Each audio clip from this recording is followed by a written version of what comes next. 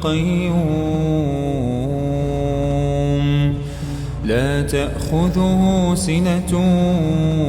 ولا نوم له ما في السماوات وما في الأرض من ذا الذي يشفع عنده